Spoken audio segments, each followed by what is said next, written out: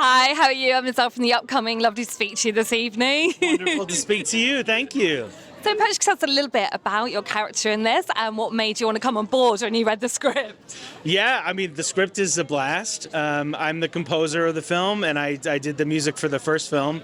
And so when Reese and Scott sent me the script for the second film, I saw that they were going 10 times more gore, grittier, bigger, more bombastic, and that's fun for me to write music for. So I was all on board. And what was it like having that collaboration, with the director and kind of feeling your way through that to create the soundboard and the soundscape for this? Oh, it's always fantastic. Every time I work with a different director, it's like a new relationship, which is the joy of the job.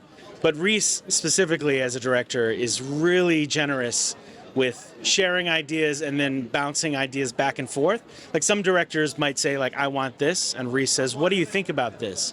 And we have this big, huge conversation that ideas bounce back and forth and back and forth and back and forth.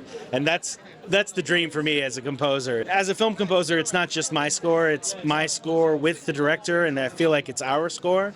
And with Pooh, Blood and Honey, it really feels like Reese and I made this, traumatizing masterpiece together.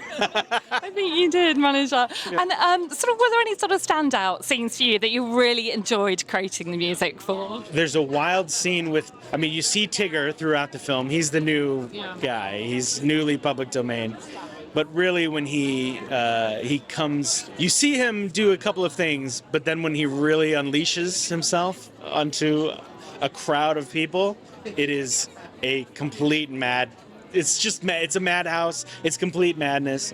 If you can imagine that Tigger is bouncing off the walls in the book, he is bouncing off the walls and killing people in the movie. And I know actually for Reese as well, he's now working on a couple of other projects as well. Are you in the same sort of subgenre of horror as well, Peter Pan and Bambi? Are you a part of that as well?